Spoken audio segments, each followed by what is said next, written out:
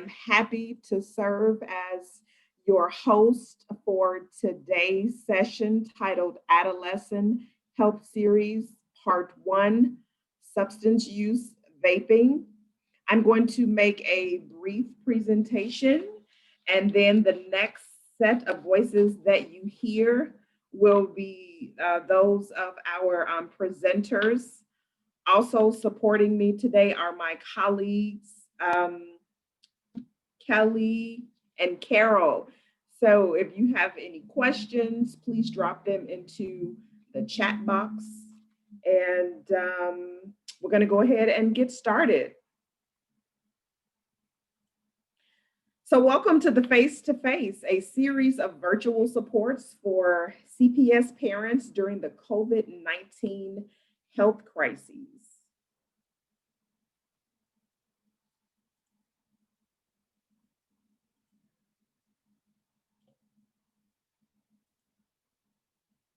As our district continues to navigate through COVID-19 health crisis, we want our families and students to know we are here to support them. Family and Community Engagement and Education has launched a series of virtual workshops to help families navigate this new normal. Virtual offerings will be curated by experts and include various topics in the following areas: academics, arts and meditation, socio-emotional support, technology assistance, direct access to experts from the field. You can register for upcoming sessions by selecting the link that's inside the chat box. We do have some instructions for today's Zoom session. Will be a little bit different, but it's pretty much the same. So if you want to mute your mic, just go ahead and select the microphone icon. We do ask that you be respectful with your comments. And if you have questions, go ahead and drop them into the chat box and we will get to them at the end of the presentation. We do ask that you be brief when sharing. So all of your main icons are at the bottom of your screen, just like in Google Meets. Next up, this session will be recorded. Why? Well, we want to share this knowledge with parents who were unable to attend. If you wish for your image not to appear, please click on the video icon. Otherwise, your image will appear on screen when you speak. If you do not consent to be part of the recording, you may end the video call and wait until the session is available on YouTube at the following link that's here. And it will also be in the chat box so that you can view sessions that have already been recorded. If you stay, we will assume you consent to the recording and we will inform you when we start and when we stop the recording. So if you are just joining today's session, thank you so much. We are just making a brief presentation and then we will get into the main presenters. This is a new environment for us all. So if by chance you select the present button, it's okay. If you do this by accident, just go ahead and simply select the stop presenting button and then you will be totally okay.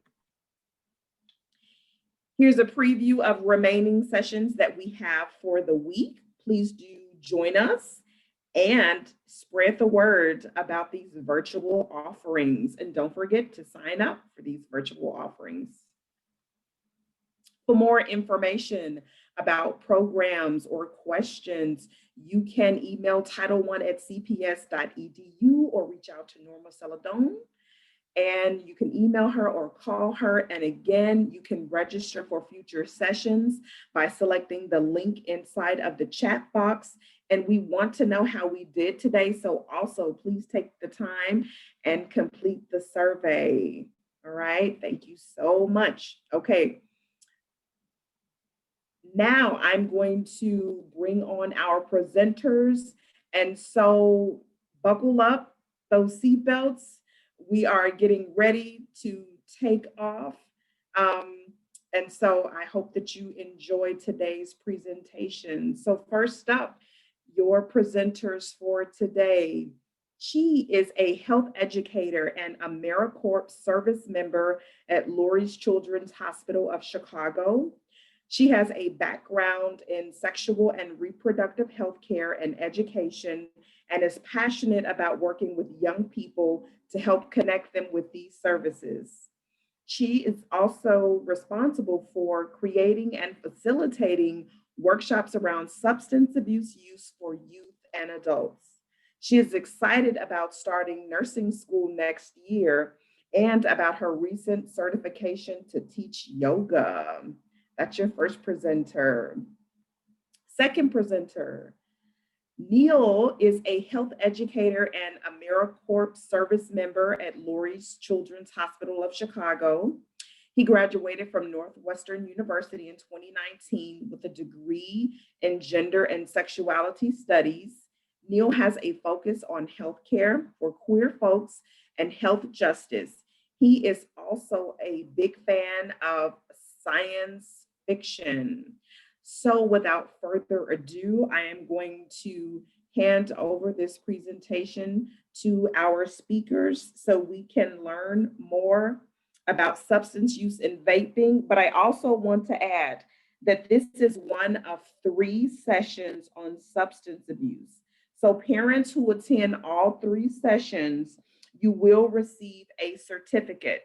So know that this is part of a series, and we want you to come back so that you can get the information and, of course, get the certificate. So now I'm going to hand it over to Chi and Neil. Thank you so much. And I'll let Neil get started with the presentation. And again, my name is Chi. I use she, her pronouns. I'm a health educator at Lurie Children's Hospital. And today and for the next couple weeks, we're going to be focusing on substance use and also how to talk to youth about using substances and how to, just make sure youth are staying as safe as possible as it relates to substance use. Today, we're going to be focusing a lot on vaping. The session is being recorded, so if people don't feel comfortable, asking questions aloud or typing in the chat box, we will have an option at the end where people can ask questions anonymously through Poll Everywhere. So that is an option too if people don't feel comfortable asking it during the recorded session. And then I will let Neil introduce himself and we can get started. Awesome. Thanks, Chi. Hi, everyone. Nice to virtually meet all of you. Again, my name is Neil. I use he, him pronouns. I'm going to go ahead and share my screen and we can jump right into today's presentation.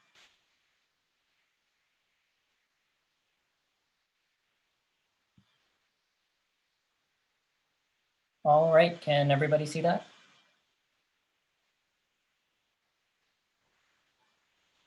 Great. So before we get into all the contents, there's some housekeeping things we'd like to take care of. The first are going over the workshop objectives.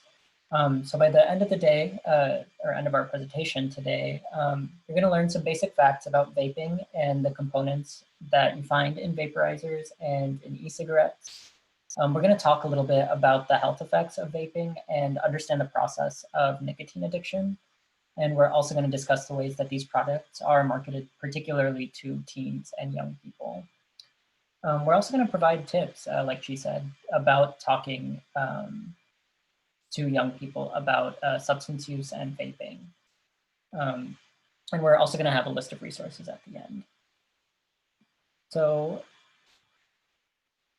throughout the presentation, feel free to ask any questions you have. Like she said, we'll have an anonymous way to ask questions at the end, but otherwise feel free to drop them in the chat and one of us will answer. So I want to get to know a little bit about all of you. So what grade is your child or children in? Or if maybe you're here as a part of an organization, around what age of young people do you work with? Go ahead and drop answers to that in the chat so we can get a better read of what kind of information y'all are looking for.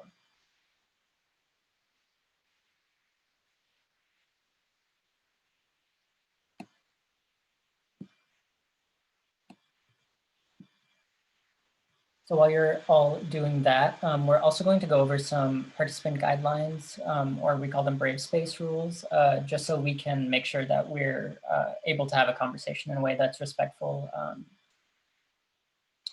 and easy to engage in. So we want to make a note about the different identities and backgrounds we all hold, and also the different experiences we might have with vaping, cigarette and e-cigarette use. So that might be personal experience that we've had, or it could be people in our lives who use these substances and other substances. And we want to make sure that we're creating a space that is non-judgmental. We're not here to tell you if something is good or bad. We're here to give you the facts and answer your questions as best we can. And then as far as identity and different experiences and backgrounds, we want to make sure that we're celebrating that and holding space for all our different experiences throughout our presentation. Cool. So our safer space tips are brave space guidelines. The first one mic. So make sure that only one of us is speaking at a time, especially over this virtual format. It's really easy to accidentally cut each other off. So we want to make sure that we're staying muted if we're not speaking. We will also want to make sure we're using I statements. So speaking from our own experience, statements like I like pie versus pie is the best. Make sure that we're keeping our statements to what we have experienced and what we think. We want to be kind to one another. So depending on what people share, maybe they share likes or dislikes or things like that. We want to make sure that we respect somebody's thoughts on it, and we're not immediately dismissing that. Brave questions. So Chi and I are here to answer any questions that you have and to make sure that we're providing you the best information that we can. So please feel free to ask any questions you have. There's no such thing as a bad question. That's the entire reason we're here. Keep it general. So if you do share a story about vaping or e-cigarette use, try to keep it as general as possible, non-specific. So if maybe there's a young person in your life who uses and you're asking a question about how to approach them, keep names and things like that out of the story, just like something general, like I just said, like there's a young person I know who, and then share your story. Similarly, we want to make sure that we're respecting each other's privacy. So what's said here stays here, what's learned here leaves here. So if somebody does share a very personal story, we don't need to share that information outside of this call. We can make sure that we're taking what's learned here out. As was mentioned earlier, this session is being recorded. So if you are coming off of mute and sharing out loud, keep in mind that other folks can watch this after the session is over. And then self-care. It can be a lot staring into a computer screen or just like hearing all this information come at you. And then also like we want to acknowledge that this week in particular can be very difficult for folks. So please feel free to take a break, turn off your camera, step away, do what you need to do to take care of yourself. And yeah, awesome. We can keep moving forward. So we want to take some time to answer these questions. So what do you know about vaping and e-cigarettes? Have you had conversations with the young people in your life about them? And what do you want the young people in your life to know about vaping and e-cigarettes? Feel free to drop your answers in the chat. We'll pause here for a second if you also want to come off of mute and share.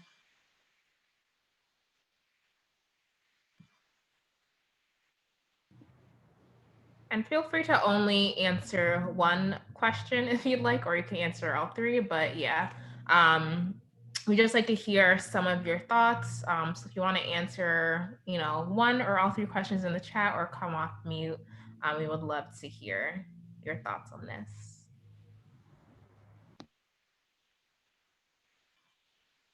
Hello, how are you?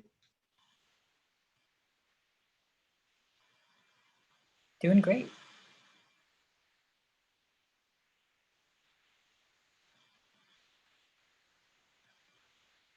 If you're speaking and answering one of these questions, you're on mute. Hello. Hi, we can hear you. Okay, great. I let's see, know very little about vaping and e-cigarettes, but from what I was told is that they were made for adults, but they attract a lot of the youth children, even in grammar school and elementary school, and high school. as well, but that they attract them because of the flavors and things of that sort. But I do know, that for sure, because I've seen it, and I have had youth in my, what can I say, in my environment that I found out, that was using it. And so I would like to, learn more. That's why I'm here, just to learn more about, what's what. And then also I have a high schooler. And so I would like the parents from the high school to be, educated and know more about vaping and e-cigarettes. Yeah, Thank thank you so much for sharing that. You're welcome. I think you bring up some really important points. The one of which sat with me is you've noticed youth in your life are using e-cigarettes and vaping products, and so that's something that we want to acknowledge in this presentation. Like when we're talking about vaping and e-cigarette use, and in the coming weeks, the other substances we'll be talking about, we want to come at it from a realistic point of view where we're like, yeah, okay, youth are using. We're not going to pretend that young people don't use or anything like that. Like, we're gonna be like, yeah, some folks do choose to use. So how do we reduce harm around that? So yeah, thank you for bringing that up. The other thing you mentioned was like seeing that a lot of it is appealing for young people, especially like people younger than we might imagine who are using vaping products. And we'll talk more about the ways that advertisements have been like particularly targeted to young people with like Juul and things like that. Cool. And I see in the chat too, like somebody said, I don't know too much, and they know it's very popular and attracts young people because of the flavors. They also said, I understand that it's dangerous, but don't know why. And we'll be getting more into some of the effects that vaping products can have on your body. Awesome. So if anyone else has any thoughts on one or all of these questions, feel free to put it in the chat. But at this point, I will turn it over to Chi. Thank you. So we can move forward. Again, if you have any questions, like Neil said, put them in the chat. So just getting into exactly what are electronic cigarettes, what are these products? So they are battery operated devices. They are pretty new and were introduced pretty recently in about 2006. They allow users to inhale nicotine in the form of aerosol or vapor. And there's a lot of different names you might have heard them go by. So e-cigs, vape pens, vapes. A more medical term might be ENDS, so electronic nicotine delivery system. I think what's important to touch on, and we'll touch a little bit on this next week. So there are vaping products that contain nicotine, which we'll be talking about today and focusing on those. There are also certain vaping products that contain THC, so cannabis vaping products.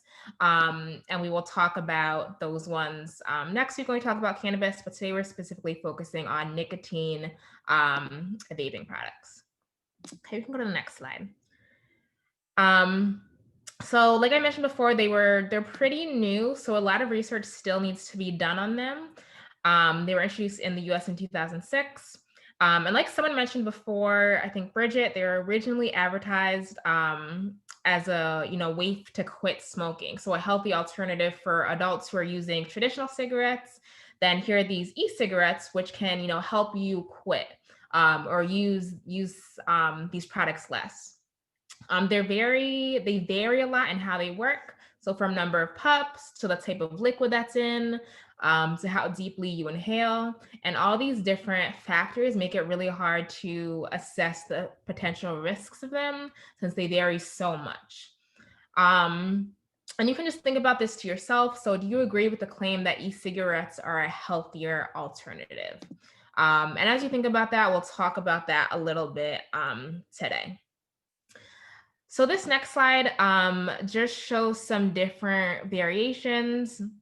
So I won't go into this too much, but they are, the ones that look like cigarettes, so e-cigarettes. There are vape pens. There are mods, and then there are pod-based ones. So Juul is a pretty popular brand. So those are more of like the pod-based type vaping products. And we'll send you these presentations so you'll have access to look at this information more in depth. So how do e-cigarettes work? So typically, this is what a typical vaporizer may look like. So this isn't a Juul. So Juuls are like the pod-based ones, but they all work pretty similarly. So there's a battery which powers the device, when it's charged on that end. And then on the other end, you have the cartridge, which contains the solution, which will have, the nicotine in it, as well as other chemicals, such as, water, flavorings. And then there is the vaporizer or the heating device. So that's going to heat the liquid up and turn that into a vapor. And then there's the mouthpiece, which isn't labeled on the end, which you would inhale out of. So again, there are a lot of different variations, but they all pretty much look like that. And looking at historical trends, so just thinking about why teens might be attracted to these products or why anyone might be attracted to these products. Like we mentioned, they were advertised as a healthier alternative. And a public health trend that we see is as the perception of risk. So if something is less risky, of course, the use might go up because people are thinking, oh, it's not as risky, so it's a safer alternative. So some things that we hear people saying is, it's just water vapor. There's no nicotine in them. It's a healthier alternative than smoking. They also have, a lot of them are really like cool looking, cool designs, which will show some later. Some pictures of them. They can look like little USBs. They can look like highlighters. And then the flavoring as well, I think is definitely something that, makes them seem like, oh, this has a flavor on it. It seems fun. How can it be so dangerous? And this is one thing that really draws youth in. And they actually, in Chicago, there was a law, I think, passed in September of this year. So they've officially banned the sale of flavored nicotine products. And we'll talk about why, that flavoring was really drawing youth in. Okay, so looking at the next slide, I'm not going to spend too much time on this. Neil, if you're actually able to click on the link. So this is Chicago Area Community Reports. So this is kind of cool. It's from the Illinois Youth Survey. So I think every year, I want to say, or every 2 years, they create a survey. They ask youth a bunch of different questions. So this is cool because you can see, what youth are doing, and it varies based on neighborhoods. So you can see like what our youth in Bridgeport are doing, what are youth in the Austin neighborhood and the Belmont-Cragen neighborhood. So it varies by neighborhood. So that is kind of cool to look at, to kind of get a sense of like what youth in your neighborhood are doing. It has some information on substance use, on mental health, on a bunch of different things, but that's a cool resource to check out. We don't have to click on it now though, but again, you guys, you all will have this information so you can look at it. And now coming back to the idea, so is this safer than smoking? So you or the young people in your life may have heard of this, that using these products are a safer alternative to smoking traditional cigarettes, and that, or like it's just water vapor. We want to find out, is that true?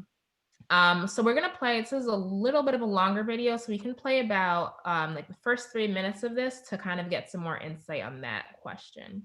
Cigarette smoking is the #1 cause of preventable death in America, killing 500,000 people each year. Vaping claims to be a safer alternative, and with 72% of all vapes sold being the safe new Juul vapes, what exactly is the difference between smoking and Juul? Smoking a cigarette involves a narrow cylinder of paper filled with tobacco. The filter is made of hair-like fibers meant to trap some of the bad smoke. Unfortunately, one study found smoking with a filter actually made people inhale harder, pulling in more harmful chemicals.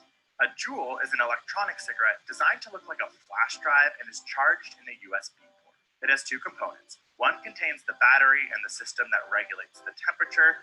The other is a cartridge full of an e-liquid, which also acts as the mouthpiece. These are called Juul pods and can be switched out or replaced when they are empty. In Canada, for example, a single pack of Marlboro cigarettes costs around $13, which consists of 20 cigarettes. A Juul pod, which has similar nicotine content to a pack of cigarettes, costs $16 and gives you roughly 200 puffs. Therefore, juuling is more expensive, but as are most things that claim to be healthier. So let's get into what is in a cigarette versus a Juul pod. The main ingredient in cigarettes is cured tobacco leaves, but also recycled stems, stalks, and floor sweepings known as sheet. Tobacco companies have added hundreds of ingredients to improve taste, decrease harshness, and increase absorption. Some examples are sugars for taste, menthol to numb the throat, and ammonia to increase nicotine absorption in your lungs. Studies show that depending on the cigarette, there are either hundreds to thousands of ingredients, of which many are proven to cause cancer. Cigarettes involve combustion and burn at a temperature between 400 to 700 degrees Celsius, meaning you inhale carbon monoxide, polyaromatic hydrocarbons, and nitric oxide, all of which are dangerous toxins. Juuling, on the other hand, does not involve consumption of the tobacco plant. The creators of Juul found that by adding benzoic acid to just the nicotine salts in tobacco, they could mimic a cigarette's rapid nicotine delivery. Unlike cigarettes, Juul e-liquid only consists of 5 ingredients, which are benzoic acid, a nicotine solution, glycerol, propylene glycol, and food-grade flavoring. Other vape companies may use the chemical diacetyl for flavoring, which can cause dangerous lung inflammation, but Juul makes a point to not include this chemical. The temperature needs to be at least 150 degrees Celsius to create an inhalable aerosol. Therefore, there is no combustion reaction, which means decreased toxins. For now, science says that juuling is healthier than smoking, but they both involve consumption of a similar amount of a mind-altering drug. Whether you smoke or juul, you are inhaling nicotine into your chest, where it passes through the thin membrane of your lungs and into your bloodstream. From there, the nicotine is carried to the brain, and within seconds, it binds to neurons in the reward pathway of your brain. This is the part of the brain that evolved to make you feel good after doing biologically important things like eating or exercising. The inhaled nicotine cheats the system by fitting right into the receptors in this pathway, causing the release of a neurotransmitter called dopamine. This causes the cigarette you smoked or the Juul you vaped to make you feel good, satisfied, and happy. Nicotine can wake you up if sleepy or calm you down if stressed, so it is no wonder nicotine is extremely addictive. The popularity of juuling amongst young people means less are smoking cigarettes, which some epidemiologists think is a good thing. However, juuling is also very new, which means there is no long-term studies to uncover any hidden negative effects. The best thing you can do right now for your health is to skip nicotine products altogether. If you want to know even more about juuling, we just uploaded the newest episode of our podcast Side Note to YouTube, where we... Okay, thank you, Neil, for showing that. And then just basically the next slide kind of summarizes what we saw in that video. So while these have been like thought of to be a safer alternative for adults, again, that doesn't mean that they're technically safe. So there are a lot of chemicals in these products which can be toxic. And then it can definitely, nicotine affect the brain development of young people and adults. As we know, the brain isn't fully developed until one is 25. So these products can be especially harmful for people, for youth who are vaping. Okay. And then looking at the next slide, are there any questions? No? Okay. So looking at the next slide, so this kind of just shows, the strength of how much, nicotine can be in these products. So if we're looking at an ordinary pack of cigarettes, those typically contain about 20 cigarettes, which altogether have 20 micrograms of nicotine. But for example, a Juul pod has almost twice the amount of nicotine. And then as we get to the end, a brand called the Soren Pod, those have 90 micrograms of nicotine. So if someone is just sitting there and not really paying attention to, how much they're smoking and they're just taking puff after puff, especially, these products that are flavored, it's really hard to gauge how much, nicotine you are inhaling and how much you are smoking.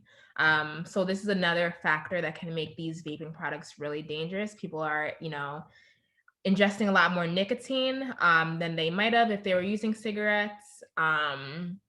And, they're getting really addicted to these products.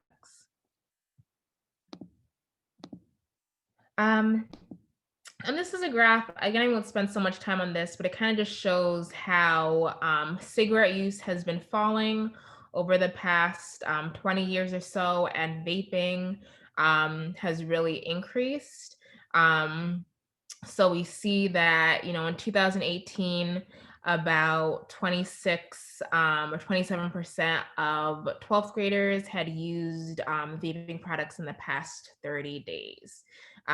So again, it's really good that we are, learning this information so we can start to have these conversations with the young people in our life, because it is something, although not every single teenager is, using these products, it is something that is fairly common among youth.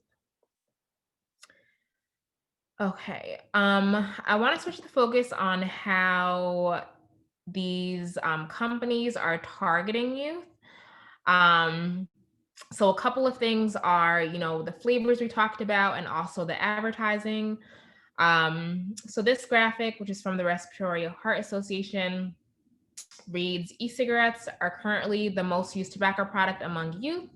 In the last year, e-cigarette use has increased by 78% among high school students and 48% among middle school students. These products contain over 15,000 flavors. And then youth who use these e-cigarettes, are more likely to start using conventional cigarettes and becoming daily smokers. So whereas for adults, they were made kind of as a way to help adults stop using traditional cigarettes, we're seeing the opposite trend with youth. So they're starting out using these e-cigarette products, and then eventually they're more likely to switch to traditional cigarettes. So these are just some of the flavors. So as you can see, when you look at them, just thinking about who they are marketing to. So flavors like, chicken and waffles, these grape and blueberry flavors, and even like the graphics they use too, just thinking about like, are these products really being marketed for adults? I know some of the flavors were called like honey doo-doo and like banana butt. So just thinking again, who are these products being marketed to and who are they being targeted to? And these flavors can have some health risks, which I'll touch on in a little bit. So they can impair lung function and also increase the risk for heart disease.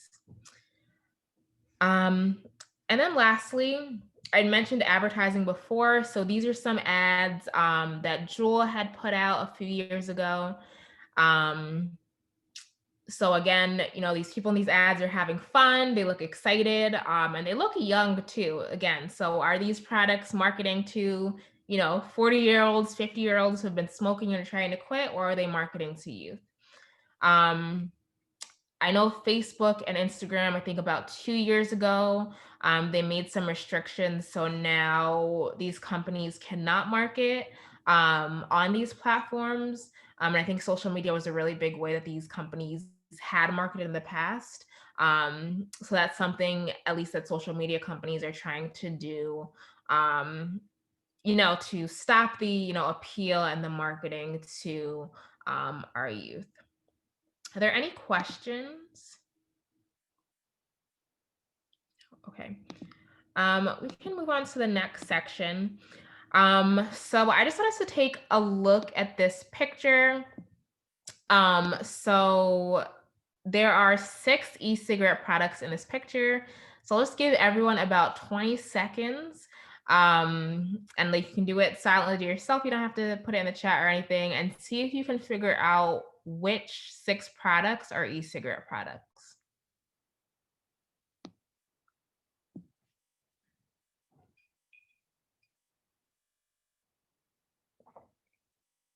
I'm sorry, what was the question?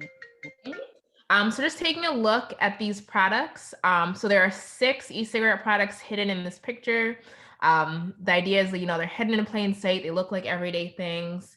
So just trying to see if you can figure out which 6 of these products are e-cigarette products.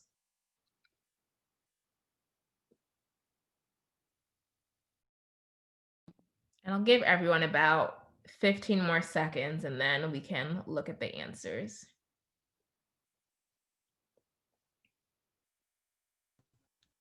You want us to put it in the chat or just to speak and say what we think? They can just, you know, you can think it to yourself. You don't have to put it in the chat. Oh, okay. No worries. Okay, Neil, we can move to the next slide. Okay, so it shows some here. So we can see, you know, this highlighter thing. I'll start with there, the yellow thing. I think that looks like one of the Soren pods. In the little pen holder, we have 2. So again, they can definitely look like pens. There's another one over here right in front of the whiteout in this little pot where the pins are. That also kind of looks like a yellow highlighter. There's another one in front of, on the left side, there are 2 here. One kind of looks like a USB, which someone said. And then the one to the right of the tape dispenser is also, that looks like it might be a jewel. Also kind of just looks like an everyday, you know, item you might have on your desk, maybe USB. So again, these items, the idea of this picture is to show that these items look a lot like everyday things. They are very small. So they're not as easy to recognize as, like, you can easily recognize a pack of cigarettes would be. Okay, and then looking at the next slide, these products are also just very small. So you can see these ones are about the size of a quarter. So they can be, you know, really small and really easy to, like, hide. Okay, are there any questions? Okay, so I just want to get into some of the health effects that these products can have. And then we can talk about some tips for talking with young people. So looking at the effects that these products have on our body, so they affect, you know, the brain, they affect the heart, and the stomach, and we'll talk about all of these things in the next few slides. So looking at the cycle of nicotine addiction on the brain, so you can move to the next slide, Neil. Looking at the effect of nicotine in the brain. So nicotine is a highly addictive substance. As we may know, it kind of takes control of the pleasure center in our brain. It binds to those pleasure receptors. So, you know, when you're using these products, your brain is thinking, oh, this feels very pleasurable to use. And then after you stop smoking, and your nicotine levels go down, your body starts to crave this because it's thinking, this is what's pleasurable, I want this again. So this is how addiction happens, that cycle of nicotine levels rising and then falling, and people, you know, wanting more of that pleasurable feeling. So I think it's really important to think about, you know, if a young person's saying, you know, they won't let themselves get addicted to nicotine, we know that, you know, how our biology works, how our brain works, you know, it's very hard to happen because we don't have control over that process of addiction. These products also have an effect on the heart. So products, it's been found that products like Juul, they can increase the risk for cardiovascular disease. So there's risk for blood clotting. This can affect, you know, how blood travels through our body and gets to our organs, especially if we have, you know, stiffened blood vessels. The more stiffened blood vessels we have, the less blood can flow throughout the body. And again, all this can increase the risk for, you know, cardiovascular disease or like a heart attack. And then looking at the effects these have on the lungs. So the effects on the lungs are probably the most visible thing. that can be seen. So these products and nicotine, they can irritate the lungs and cause inflammation of our airways. So, having symptoms similar to asthma. I know they sometimes will say like jewel lungs, so a person might be coughing or just having trouble breathing. It can also affect our immune cells. So, inflammation of the lungs makes it difficult for our immune cells to work and to fight infections. So this can really lead to damage of the air sacs in the lungs. And I'll talk more about how this relates to COVID as well. The video we watched before mentioned how some of the chemicals, so a chemical in these products, benzoic acid, it is added to help deliver nicotine faster to the brain. So you're getting that nicotine faster, you get that, pleasurable feeling faster. But this chemical, benzoic acid, it can cause some unpleasant side effects when inhaled. So it can cause irritation to the lungs, nose, and throat. It can cause coughing, shortness of breath. And then when exposed to the skin, it can also just cause cracking and drying of the skin. Again, these products are very new. So, we don't know the long-term effects of this chemical and, in general, the long-term effects of vaping. And then lastly, looking specifically at the effects of flavors. So we talked about this before, but what specifically can flavors do to our body? So inhaling flavorings is associated with respiratory illness and also respiratory flavor. One chemical called diacetyl, it's a flavoring agent they use in popcorn. That is safer to be ingested, like to be eaten. But a lot of these products, once you start to like vaporize them, heat them up, and then inhale them, that's when it becomes really dangerous. So diacetyl has been known to cause something called popcorn lung. So you can kind of see it on the top picture there. And then also, it can cause scarring of the airways and just impair our breathing.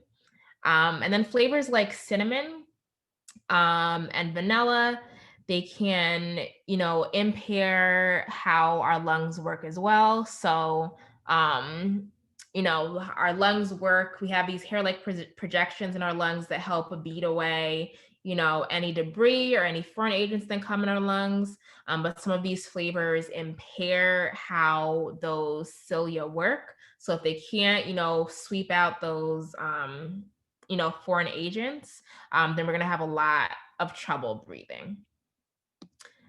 And looking at COVID lastly, so again, this obviously can have an effect, using a substance that deeply affects our lungs is going to impact how our body responds to infection that can cause a lot of respiratory effects. So if someone's smoking or vaping, whether it be cannabis or tobacco products, they might have more lung inflammation and their immune system response in their lungs is going to be lowered. So if they come into contact with COVID, they have an increased risk of getting that infection since their immune system is down, and then also a more severe infection because their immune system is having trouble fighting it. And then the benefits of quitting, you can return to a normal immune response in your lungs since you're having less of that inflammation.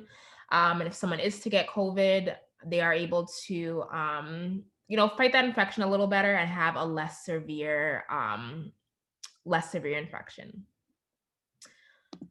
Are there any questions? I know I've been talking a lot. Doesn't look like it. Okay. So looking at Illinois e-cigarette law, so these products in 2019, the Tobacco 21 law went into effect. So, any tobacco product, so traditional cigarettes, e-cigarettes, you have to be 21 or over to buy them. And then I mentioned earlier that these flavored products, not in the state, but in Chicago, these flavored products can't be sold. So, you know, that takes away a little bit of the risk. And then going forward, so just some information about quitting in these next two slides. So if either starting to smoke at a younger age, they have a greater chance of addiction and a decreased chance of quitting, and they might have more quit attempts before they are successful in their teenage years. But, you know, therapy and counseling can help. Unfortunately, there are no over-the-counter medications that are approved for in minors. But, you know, if people are concerned and their, you know, young person in their life isn't able to quit on their own, they can speak to a doctor about prescription medication. The next slide just has some quit support. So again, we will send these out for people who are interested in some of these resources. I now just want to move on to tips for the talk. So like I mentioned before, and Neil kind of mentioned earlier as well. So we really want to come at this from an angle of, you know, harm reduction, which we will get into more of what that means next week. But basically, we know some youth are using, so we really want to open the conversation, even if youth aren't using, just to have a really open and honest conversation that isn't coming from a place of judgment, so that we can, you know, decrease the risk and decrease just negative side effects that people are might be experiencing.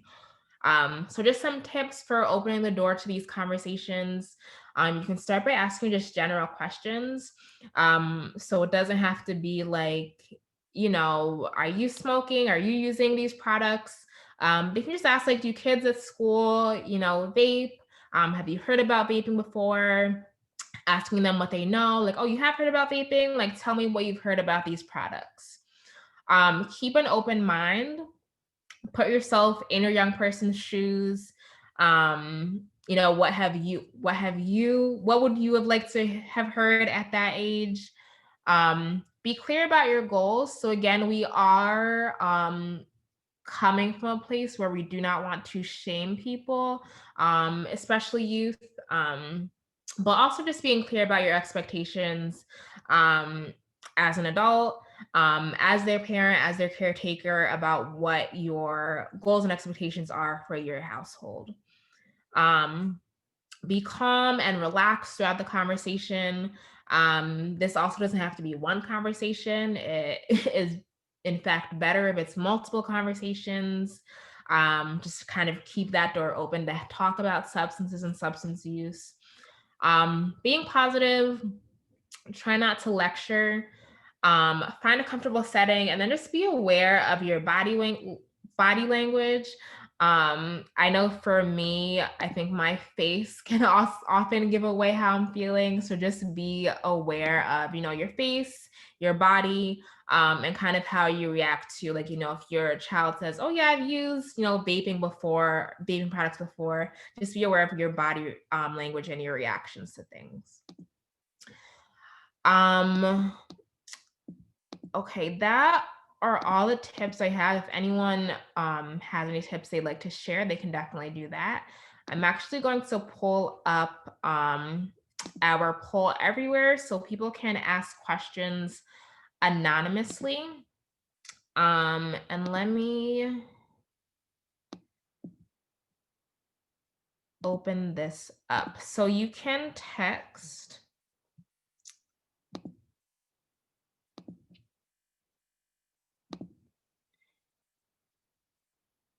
And I can try and share my screen.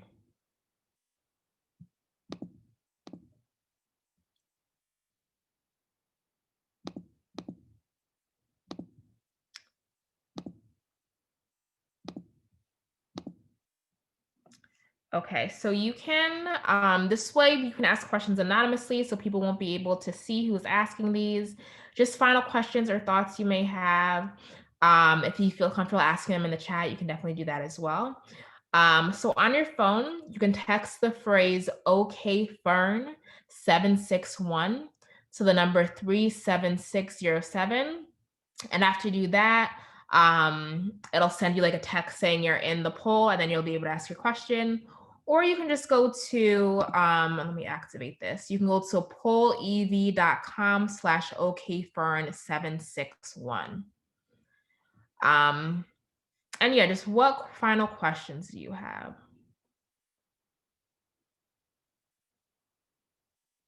So I see the first one. So what if your child says they aren't, let me put this in full screen. They aren't smoking, but you find a vape pen?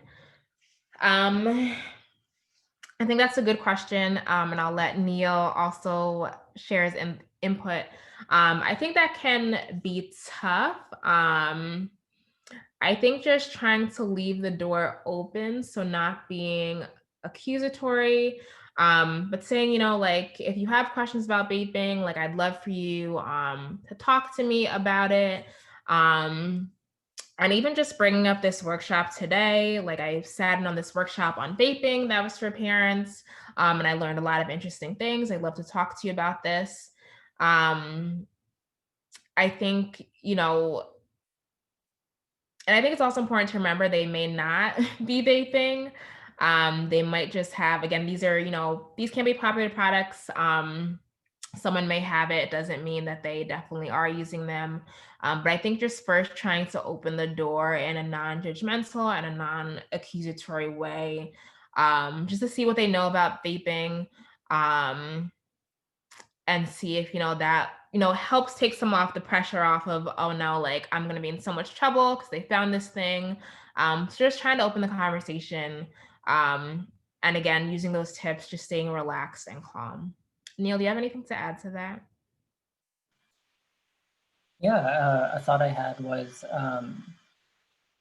like letting your young person know, like, I think exactly what you said, Chi, with like they might be worried that they'll get in trouble or some sort of consequence would be imposed on them. But I'd assume that like we all want our young people to feel comfortable coming to us and talking to us about anything going on in their lives, especially if they're uncertain or scared or nervous. So I wonder if it might be helpful to even talk to kind of set the stage for like what you expect from your young people by talking about different substances. Like say you have a young person who might be like going out to parties and things like that. Like, do you have something in place for them to like ask for help if maybe like there's an alcohol related emergency? Because if they know that, they might be more willing to be like, yeah, I also like want to change my relationship to vaping, or like I vape and I don't want to anymore, whatever it might be. Like what's the environment that you have set up, and is it one where like your young person would feel comfortable being like, yeah, I've tried this and I don't like it, but all my friends do it and I don't know what to do, or whatever the question is. Also, I did type in the chat a little while ago. This is a different topic, but I want to make sure that I address it, about how substance use disorder is not a choice, and it is actually a class of medical diagnoses.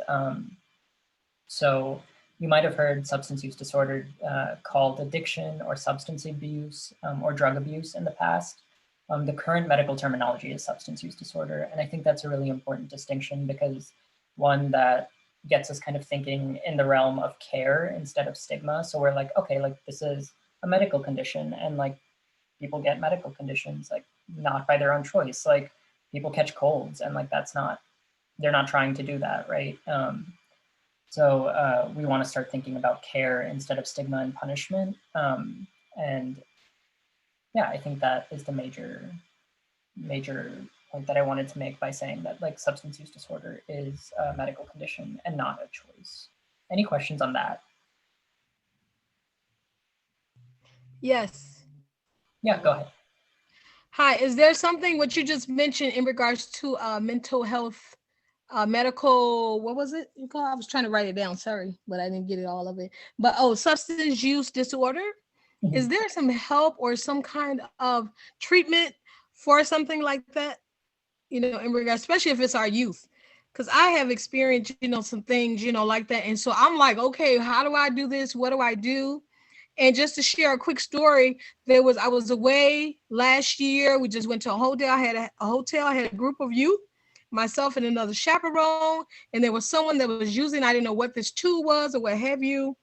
And I didn't know what to do, but I ended up telling the parents anonymous. I mean, like not in front of the kid, but when we got back to their house, I ended up telling, and speaking with the parent and everything and stuff, and they got some help for them, but it altered everything. He was a scholar student and was getting S. So how do you deal with, something like that? Or how do you seek help or, knowledge of those things, such as that? Thank you.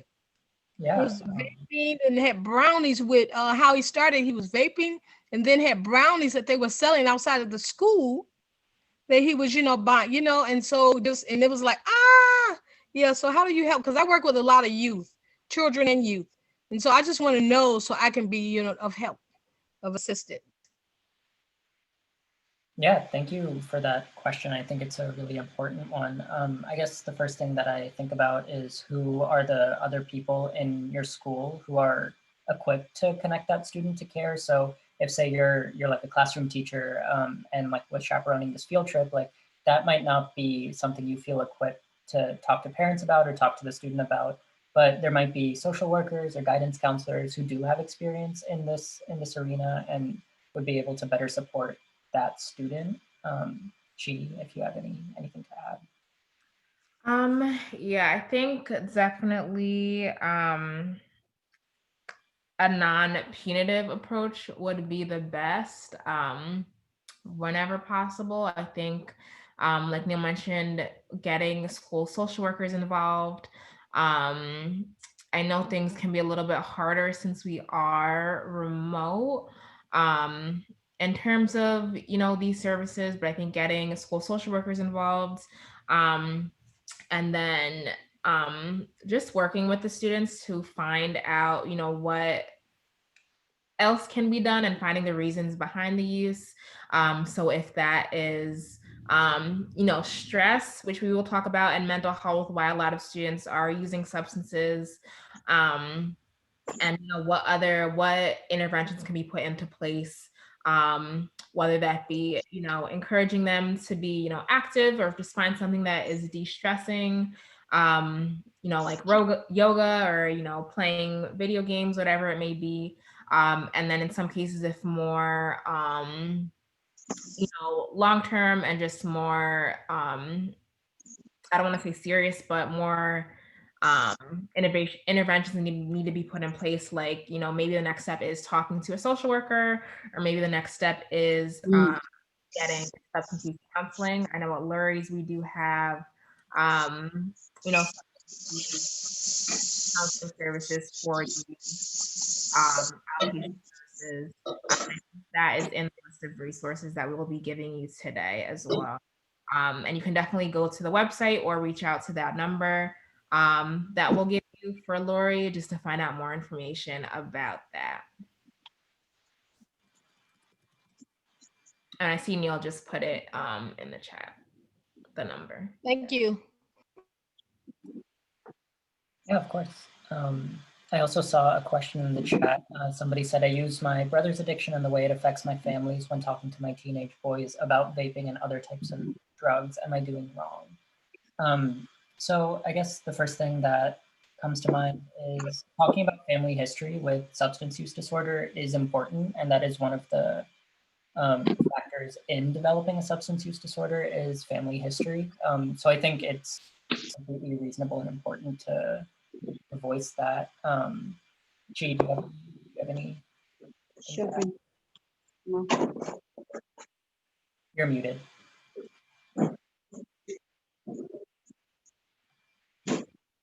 Sorry, what was the question? I was reading the questions in the chat, the other questions.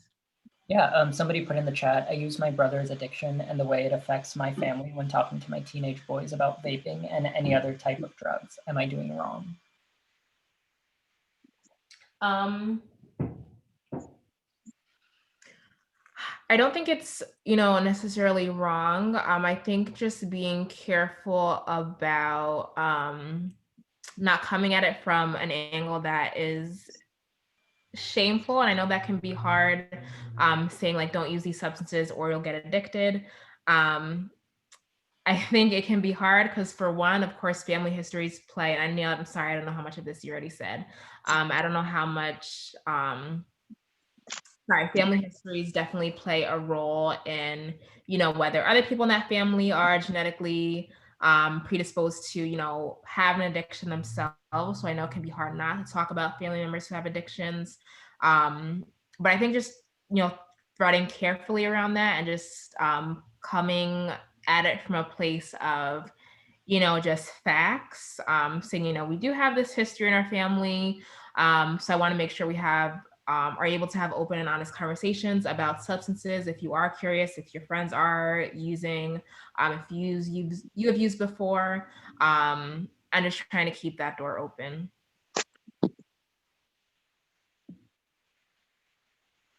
Were there any other questions in the chat? I know there's some more questions here in the poll everywhere. So isn't quitting any addiction just about willpower? And Neil, I think, mentioned before, addiction,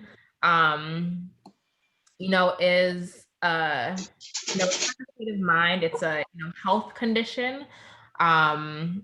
It's a medical condition, something like alcoholism.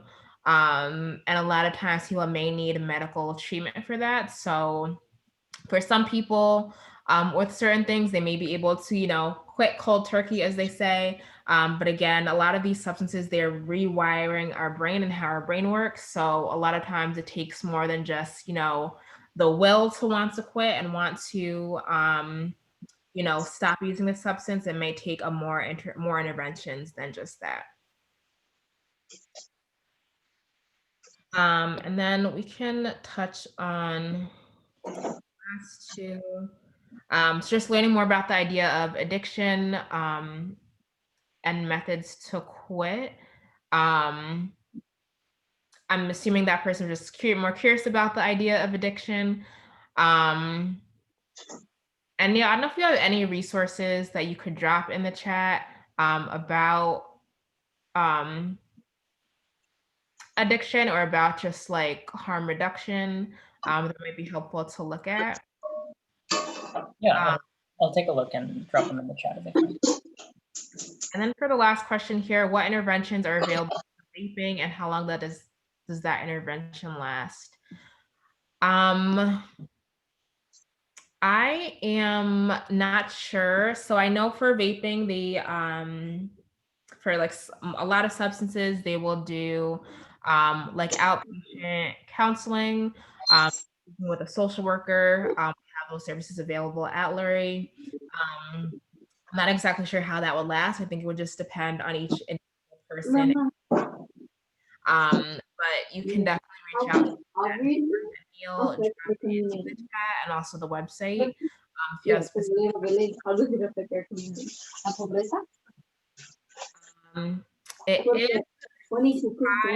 if you're not going to take up too much of people's time.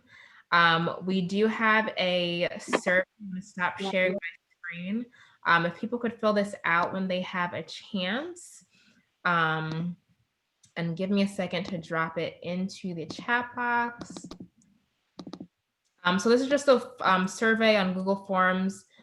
Should take, about 5 minutes or so. And that'll definitely help us, see how to improve this session and even improve for the next 2 weeks as well.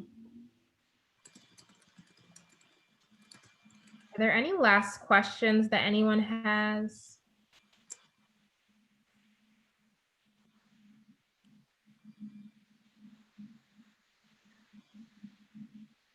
Okay. Well, hopefully, a lot of you can join us next week at the same time. We'll be talking about cannabis, and then the week after that, we will touch on alcohol use.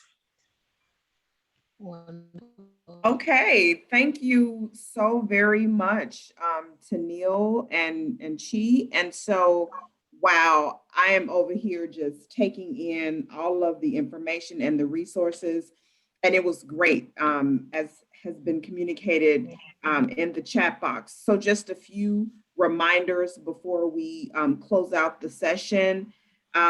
This is, as was mentioned, this is one of 3 sessions on substance use and 1 series about 16 on adolescent health.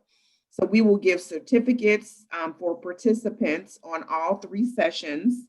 Please provide your names and emails if you are interested in getting a presentation. And we've also put a list in the chat box for those participants who said that they were interested in receiving the certificate. So check out that list. If your name isn't on there, go ahead and drop your name in the chat box. And so we are very super excited about this partnership with Lurie, of course. So our CPS Office of Health and Wellness, our FACE department, because we know that situations of multiple pandemics can impact young people, okay? So we are excited for the partnership. And again, come back next week for part 2, share the information, drop your name in the chat box, drop your contact information in the chat box so that you can get the presentation. And we hope that you enjoyed today's class entitled Substance Use Vaping. Our classes are recorded and you can find them on our YouTube channel by searching Substance Use Vaping. We have also placed the link in the chat box so that you can check out these recorded sessions.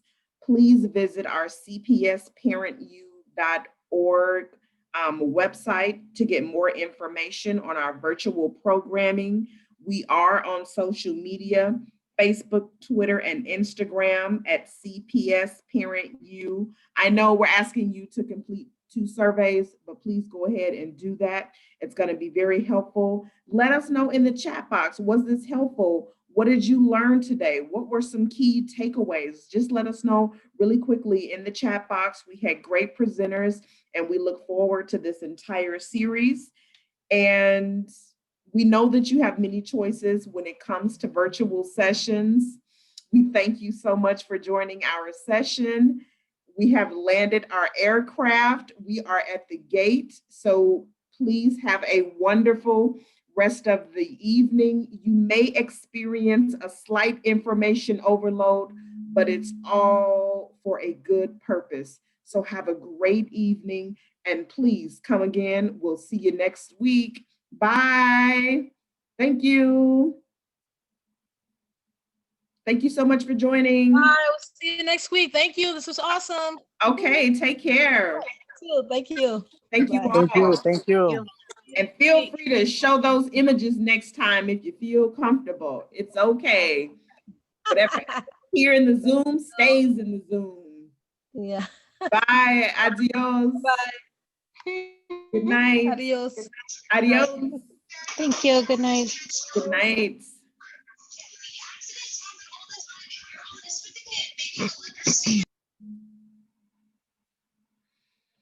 So our session has officially ended. We thank you for joining. Have a great evening. Come next week. Invite a friend or 2. Share the information. Thank you so much for joining. We're going to officially close out this session. Is there someone saying something?